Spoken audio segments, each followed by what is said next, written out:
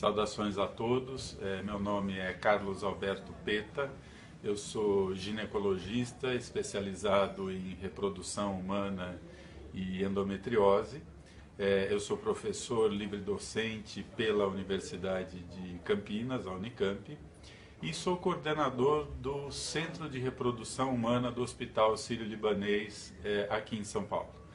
O Centro de Reprodução Humana do Sírio-Libanês é relativamente jovem, é um centro que tem 5 anos, mas é um centro que já nasceu com o DNA do hospital, ou seja, a gente é muito preocupado com qualidade de serviço, acolhimento, excelência no que faz, e é isso que tem norteado o hospital e o Centro de Reprodução Humana também ao longo desses anos. Bom, as pessoas já estão começando a chegar aqui, a gente está já passando de 300 espectadores e subindo. E, gente, essa série agora, Pergunte ao Doutor, para avisar vocês, a gente vai entrar às quartas-feiras. O Hospital Sírio-Libanês já indicou alguns profissionais muito legais. A gente está começando hoje com o Dr. Carlos Peta para falar um pouquinho sobre infertilidade. E acho que a primeira pergunta para a gente introduzir não estou conseguindo engravidar, o que pode estar acontecendo? Quais são esses principais problemas que afligem, acho que principalmente as mulheres, né? Na verdade, a gente pode dividir esses problemas entre masculinos e femininos. Quando a gente acha, primeiro, que alguém tem dificuldade para engravidar, normalmente depois de 1 ano com relações regulares, sem uso de métodos anticoncepcionais, e que a gravidez não acontece. Então, esse casal, essa pessoa, deve procurar ajuda porque já é o momento. Se a gente for pensar só no caso das mulheres, primeiro, imagina que 40% das vezes o problema é exclusivamente das mulheres e mais 20% quando é junto com o homem, a gente encontra que 60% das vezes a gente pode encontrar algum problema nessa mulher que não está conseguindo engravidar. O que são esses problemas? Doenças como endometriose, por exemplo, que hoje é uma das grandes causas de infertilidade feminina. É uma doença benigna que basicamente causa 2 problemas. Dores, o mais comum é cólica menstrual, às vezes dor para a relação, alteração intestinal cíclica, ou seja, o intestino solta durante a época da menstruação, e dificuldade para engravidar. Problemas nas trompas, por exemplo, infecções, a própria endometriose pode causar problema nas trompas, cirurgias anteriores que causam aderências, isso pode levar a problemas hormonais que levam a mulher a não ovular direito, ou algumas outras alterações, por exemplo, de tireoide, que dificulta a gravidez, pode aumentar, por exemplo, o risco de aborto, entre algumas das causas femininas. Com o homem, alterações com os espermatozoides. Então pode ter um número abaixo do que seria o ideal, que é de pelo menos 15 milhões a cada 1 ml, ou a motilidade, ou seja, a capacidade desse espermatozoide de nadar, subir pelo muco cervical, passar pelo útero, encontrar esse óvulo e conseguir fertilizar. Então, na verdade, são várias as causas. A gente tem algumas causas que nós chamamos de preveníveis, né? Então, uma causa importante, por exemplo, é a idade. Então, quanto maior a idade da mulher, menor a chance dela engravidar. Isso porque a quantidade de óvulos e a qualidade desses óvulos vai diminuindo com a idade. Então, a fertilidade na mulher, ela começa a cair devagarinho a partir dos 30 e vai mais rápido a partir dos 35 anos. Hoje, com essa vida agitada que todo mundo leva, as mulheres têm deixado para engravidar mais tarde, têm postergado esse plano de gravidez e, com isso, ocorre mais infertilidade. Outra causa, cigarro, afeta a fertilidade tanto de homens quanto de mulheres. Obesidade, então é uma das grandes causas hoje de problemas hormonais, de dificuldades de ovulação. e doenças sexualmente transmissíveis. Essas sim vão ser responsáveis por causar obstruções nas trompas, por exemplo, alterações nos espermatozoides dos homens. Então, são 4 grandes causas que poderiam ser prevenidas, ou com uso de camisinha, ou com orientação adequada, ou simplesmente com mudança de comportamento. Bom, a gente já tem várias perguntas aqui, é isso aí, mandem as suas dúvidas, a gente vai tentar responder. A primeira foi a Gabi, que ela perguntou se consegue engravidar com mioma. Gabi, consegue. Mioma é algo bastante comum, então para você ter uma ideia, depois dos 40 anos, chega a ser mais comum uma mulher ter mioma do que não ter mioma. Mas a maioria desses miomas são pequenos, são localizados no útero em locais que não causam problema. Então, o que é problema? Problema em geral é sangramento aumentado, né? Só que depende muito da localização e do tamanho do mioma. O mioma, por exemplo, pode crescer para a parte de dentro do útero, para dentro da cavidade. E aí, às vezes, mesmo pequeno, ele traz problema. Dificuldade para engravidar, sangramento aumentado. Mas esses miomas, em geral, a gente tira de uma maneira fácil, que é uma cirurgia que chama histeroscopia. Para você ter uma ideia, não tem nem corte, a gente faz pelo colo do útero. Quando esses miomas estão localizados no meio do corpo uterino, que é um músculo na verdade, eles começam a dar trabalho quando eles têm pelo menos 4 centímetros, ou quando eles atrapalham a cavidade, eles mudam a anatomia desse útero. Mas tem mioma também que cresce para fora do útero. Em geral, até 5, 6 centímetros, eles não costumam dar problema. É claro que isso precisa de uma avaliação, porque quem engravida com um mioma maior tem um maior risco de aborto, de descolamento prematuro de placenta e de nascimento de crianças prematuras. Então, uma boa avaliação de onde está esse mioma, do que você tem de sintomas e do tamanho deles é fundamental para planejar a gravidez. Legal. E agora eu vou na pergunta do Ivan Lucas, que ele pergunta se ele fez, que ele diz que fez vasectomia e se pergunta se dá para voltar ao normal. E daí eu já vou emendar que eu vi que teve gente perguntando de laqueadura também. Então, as pessoas conseguem reverter e é possível engravidar depois desses procedimentos? Ivan, vamos começar pela vasectomia. O que a vasectomia é? É a ligação do ducto que leva os espermatozoides para fora. Ou seja, tem um caminho, esse caminho é bloqueado. Então, pode-se reverter a vasectomia, ou seja, onde foi desligado esse ducto, o urologista vai lá e recanaliza. Qual que é o problema? Se você fizer uma recanalização depois de 1 ano da vasectomia, em geral não tem nenhuma alteração na qualidade desses espermatozoides.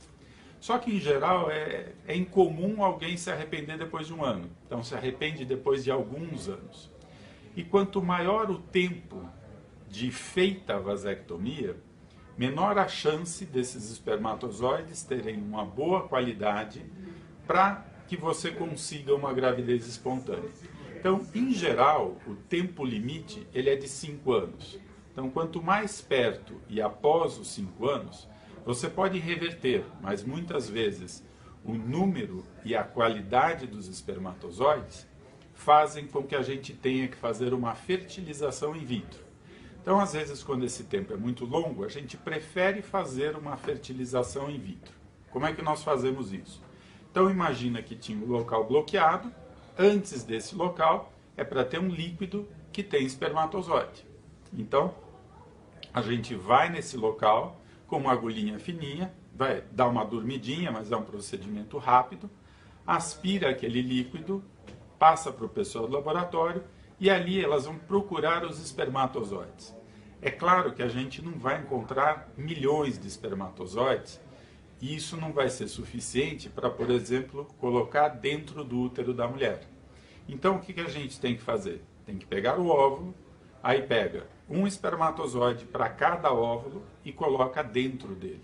Então, isso vai facilitar o quê? Que esse espermatozoide se una ao óvulo, que ocorra a fertilização, isso vai formar embriões e aí nós vamos sim pegar 1 ou 2 embriões em geral e colocar dentro do útero dessa mulher. Então, a gente, na verdade, contorna o problema, que às vezes é mais fácil do que uma cirurgia de reversão de vasectomia. A laqueadura, ela não tem um tempo limite, ela tem mais a ver com a idade da mulher. Então, é lógico que se você for fazer uma reversão de alguém aos 40, 42, essa chance é muito menor do que alguém aos 30. Tá? Mas, em geral, existe um problema que, se você não tiver um tamanho suficiente da trompa que sobrou depois da laqueadura, então é a mesma coisa. A trompa ela tem 7, 8 centímetros. Se quando o médico foi lá ligar um pedaço, cortar um pedaço, ele cortou um pedacinho pequeno, às vezes sobra tamanho suficiente para você unir outra vez e ficar e essa trompa ficar saudável, essa trompa ficar funcionalmente boa. Qual que é o problema? Em geral, em metade das vezes, não dá para fazer a cirurgia da reversão, porque o que sobrou da trompa é muito pequeno. Então você sabe que ela não vai ficar boa funcionalmente e não vale a pena fazer essa cirurgia. De novo, o que a gente faz? Fertilização in vitro. O que acontece na trompa? A trompa pega o óvulo, o espermatozoide vai encontrar esse óvulo na trompa, ocorrer a fertilização e a trompa vai levar esse embrião para dentro do útero. Quando a trompa não está boa, a gente troca a trompa pelo nosso laboratório. Então a trompa é o laboratório da mulher. Então se não está bem, a gente simplesmente empresta o nosso. Então a gente vai pegar o óvulo, pegar espermatozoide, juntar, formar o embrião e colocar esse embrião dentro do útero. Exatamente como deveria acontecer na trompa, na natureza. E agora a Lívia Braz está perguntando aqui se a tabelinha funciona. Lívia, a tabelinha ela funciona com uma taxa de falha grande. Então, a não ser que você seja muito regulada, muito rigorosa, né? E o que a gente fala é o contrário, não é que você faz a tabelinha, nos dias que a tabelinha diz que pode, você tem relação. Em geral a gente fala, olha, quando a tabelinha diz que não pode, você não tem as relações, e quando a tabelinha diz que pode, você usa ou um método de barreira ou outra coisa para aumentar a eficácia. Então, de verdade, a tabelinha ela funciona para algumas mulheres, mas para uma grande parte ela acaba falhando depois de alguns meses ou anos.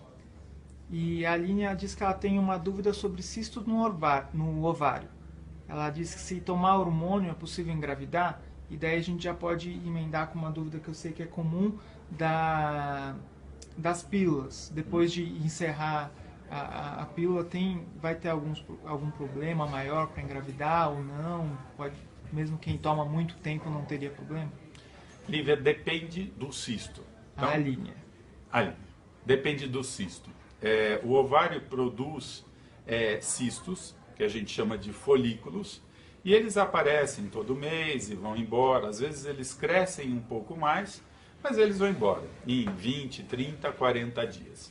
Alguns cistos, eles não vão embora, porque eles não são cistos funcionais. Então, esse cisto a gente precisa saber por que ele está lá. Então, a gente precisa entender se esse cisto ele é benigno, se esse cisto tem algum risco de ser maligno, de ser um câncer de ovário, por exemplo. Se esse cisto é um cisto de endometriose, que isso pode, de alguma maneira, atrapalhar a fertilidade. Então, determinar o que é esse cisto é muito importante. Esses funcionais que deveriam ir embora sozinhos, muitas vezes o médico vai te prescrever pílula, né? Porque às vezes a pílula ajuda com que ele vá embora mais rápido. Mas esses que vão embora, eles vão embora de todo jeito, com pílula ou sem pílula.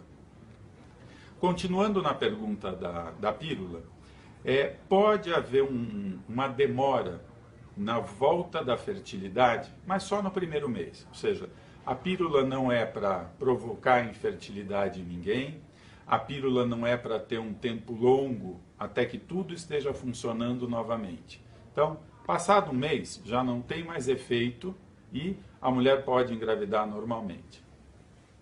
E a Andréia pergunta até que idade a mulher pode engravidar. Andréia, não existe um limite, né? Mas existe a chance de você engravidar e a chance de ter problemas. Então, se a gente for pensar em termos de idade, o ideal é engravidar ou tentar engravidar antes dos 35. Por quê? Porque a sua chance de engravidar é maior, o teu risco de aborto é menor e o teu risco de problemas como malformações, ele é menor. Esse risco vai aumentando devagar a partir dos 35 anos e aumenta mais rápido a partir dos 40. Então não é que alguém de 42, 43 não possa engravidar, mas alguém de 42, 43 tem um risco maior de ter dificuldades para engravidar, um risco maior de aborto e um risco maior de problemas. E a Glaucia fala que pergunta-se qual a estatística de mulheres que perderam uma trompa através da gravidez ectópica de engravidarem normalmente. A maioria das mulheres que tiveram uma gravidez ectópica ainda engravidam normalmente. Isso é 60%, ou seja, quem teve uma gravidez ectópica tem um risco de 30% a 40% de ter infertilidade de causa tubária. Por quê? Porque, em geral, a gravidez acontece na trompa porque essa trompa tinha algum problema. E é claro que se uma tinha problema, isso que afetou uma trompa pode ter afetado a outra. Por isso, o risco de não engravidar é maior. Uma outra preocupação que a gente tem é que, se engravida, também o risco de ter outra ectópica é aumentado se você compara com quem nunca teve uma gravidez ectópica. Então, a regra em geral é assim: pode engravidar de novo? Pode engravidar de novo. Atrasou, fez o teste, deu positivo, procura o médico. Se certifique que não é outra gravidez ectópica, porque se for, você resolve de uma maneira muito mais tranquila. Se precisa uma cirurgia, faz uma videolaparoscopia, que não tenha sangramento, quando tudo isso é feito mais cedo, quando o diagnóstico é precoce. E depois de quanto tempo pode engravidar após ter feito uma curetagem? A Beatriz pergunta, diz que ela teve uma perda de 7 semanas. Beatriz, em geral, a maioria das curetagens não tem problema mais sério, são perdas iniciais. O ciclo menstrual, a ovulação, em geral, depois de 1, 2 meses, já voltou ao normal. Então, normalmente, 3 meses é um tempo suficiente, né, de espera para você tentar engravidar de novo. É lógico que esse tempo a gente faz um cálculo pela idade. Então, se você tem 25 anos, não tem problema você esperar 3, 4, 5 meses. Mas se você tem acima de 40, às vezes esperar pode diminuir ainda mais a sua fertilidade e causar problema. Então, a gente usa também o bom senso na hora de falar para a paciente, para a mulher, quanto tempo esperar. E a Carol pergunta se depois de 1 ano sem conseguir engravidar, o que ela deve fazer? E por que a gente fala nesse númerozinho assim, de 1 ano? Quão importante é ter essa referência? Ele é muito importante, Carol. Se você imaginar 100 casais que começaram esse mês a tentar engravidar, depois de 1 ano, nós vamos ter 85 mulheres grávidas, sendo que a maioria ainda vai engravidar no primeiro semestre. Então, entre 50 e 60 engravida nos primeiros 6 meses. Se a gente esperar 1 ano, 85. Se a gente não fizer mais nada, esperar mais 1 ano, nós vamos ter outras 5 grávidas. Mas o que a gente acha? É muito tempo esperar 2 anos para que no segundo ano você só tenha 5 grávidas. Então, a gente espera 1 ano, né? Porque 10 a 15% é a faixa da população que vai precisar de ajuda para engravidar. Às vezes as ajudas são simples, então a gente corrige a ovulação, às vezes com comprimido, com pequenas doses de hormônios, e às vezes a gente precisa de tratamentos mais complexos. Mas é muito importante, depois de um ano, você pesquisar. Então, precisa saber se existe alguma causa mais forte de por que não está engravidando, para aí poder direcionar. Nem que seja para você ficar tranquila de falar, olha, não tem nada. Então, talvez esperar mais 6 meses não seja um problema. De novo, a idade é muito importante. Para quem passou dos 37, 38, às vezes a gente espera menos. A gente espera 6 meses e faz pesquisa. Pode ser pesquisas mais básicas, ver se hormonalmente está tudo bem, se está ovulando, fazer o espermograma do marido, isso é muito importante, né? E são exames de relativa simplicidade. E o hipo e hipertiroidismo, eles têm alguma restrição na hora de engravidar? É preciso tratar, ver alguma coisa antes? Tem sim. Então, depende do grau do hipo ou hipertiroidismo. Então, se as taxas hormonais, em especial do TSH, que é o hormônio que vai estimular a tiroide, está muito alta ou muito baixa, isso está associado com alterações hormonais outras, ou seja, atrapalha a ovulação, não está ovulando bem e dificulta para engravidar. Se ele está um pouco alto, mas não tão alto, às vezes essa mulher engravida, mas ela corre um maior risco de aborto. Então, uma avaliação da tireoide faz parte de uma rotina quando a gente investiga alguém que não está engravidando.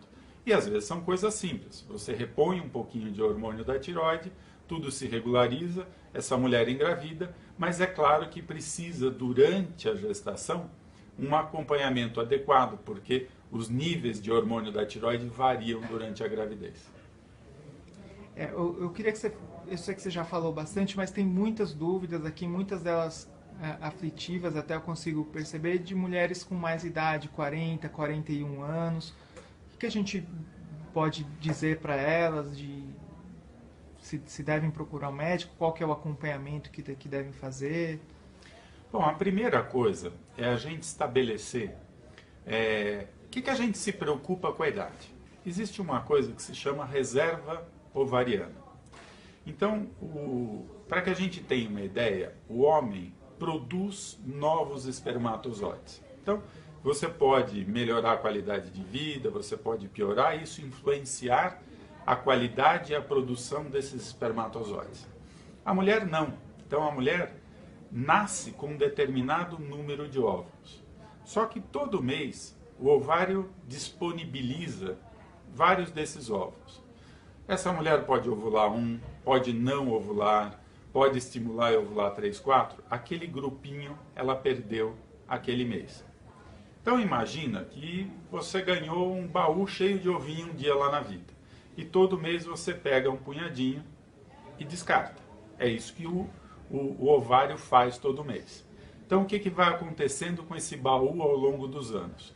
Vai diminuindo a quantidade de óvulos. E devagarinho vai diminuindo a qualidade. Por quê? Porque a mulher ovula os melhores mais cedo. Então isso não quer dizer que uma mulher de 40 não vai engravidar, mas o risco de uma mulher de 40 ter dificuldade para engravidar simplesmente por causa da idade é perto de 40% até 50%. Se você avalia uma mulher com 30 e poucos anos, esse risco é de 15%. Então, existe um risco maior de ter dificuldades para engravidar e precisar de ajuda. Então, para quem tem acima de 38, está tentando há 6 meses, pode fazer exames básicos, está tentando há 1 ano e não conseguiu, procure um especialista. Vale a pena. Por quê? A gente vai avaliar essa reserva ovariana, nós vamos avaliar essa pressa de tratar ou não, nós vamos tentar entender se existe outra causa. Tem que ver o marido, às vezes a gente está falando muito de um fator feminino e a gente não pode esquecer que fazer uma análise dos espermatozoides é muito importante. Então, a dica é assim, não demore para procurar ajuda. Procure ajuda logo. Isso é muito importante para o resultado. Eu queria só que você falasse de mais 2 dúvidas, depois a gente vai encerrar, e da trombofilia e do ovário policístico. A trombofilia parece que não tem nada a ver, tá? Mas tem muito a ver. Existem algumas alterações, em geral genéticas, ou de algumas proteínas, que fazem com que o sangue da mulher seja mais coagulável. Então, isso poderia provocar como microcoágulos entre a mãe ou o útero e o bebê. E esses microcoágulos poderiam atrapalhar uma irrigação sanguínea e isso aumentar o risco de aborto. Então, as trombofilias ou as síndromes antifosfolípides, alguns fatores imunológicos, algumas alterações genéticas fazem parte de uma investigação quando a gente tenta entender por que uma mulher está tendo aborto. Então, é uma ferramenta muito importante no tratamento, em especial do tratamento de aborto de repetição, que é aquela mulher que engravida uma vez e perde, 2, 3 vezes e perde. Ovário policístico. Ovário policístico é uma doença crônica que, em geral, acompanha a mulher desde a adolescência. Então, a culpa, na verdade, não é do ovário. A culpa é dos estímulos para o ovário. Então, falta um estímulo adequado e esse ovário, ao invés de um daqueles cistinhos pequenos ou folículos crescer, ter um óvulo lá dentro, amadurecer esse óvulo e ovular, ele não faz isso, porque o estímulo não está bem. Então, fica com vários cistinhos num estágio intermediário. Por isso que se chama ovário policístico. Em geral, quem tem ovário policístico, os ciclos são longos. Então, o tempo entre uma menstruação e outra demora mais do que 40 a 45 dias. Tem que ter alterações ou de pele ou hormonais de aumento de hormônio masculino. Por isso que a queixa é espinha, aumento de pelo, queda de cabelo, pele oleosa. Então, esse é o típico quadro de quem tem síndrome de ovário policístico. Legal, a gente está aqui então com o Dr. Carlos Peta, que é especialista em reprodução humana, nessa série de Pergunte ao Doutor, que agora a gente vai fazer às quartas-feiras com profissionais do Hospital Sírio-Libanês. Eu queria agradecer ao Dr. Carlos Peta, né? E dizer, tem muitas dúvidas ainda. Tem algum canal que as pessoas podem te procurar ou tirar algumas dúvidas, algum lugar que elas possam solucionar esses questionamentos? Sim, a gente pode, ou pelo próprio site do Sírio-Libanês, ou tem o site da parceira de reprodução humana do Sírio-Libanês, que é Invida, que é IN-Vida. Então vocês vão poder achar também, mandar perguntas, né? Ou acha meu nome também, a gente vai respondendo tudo com calma e paciência.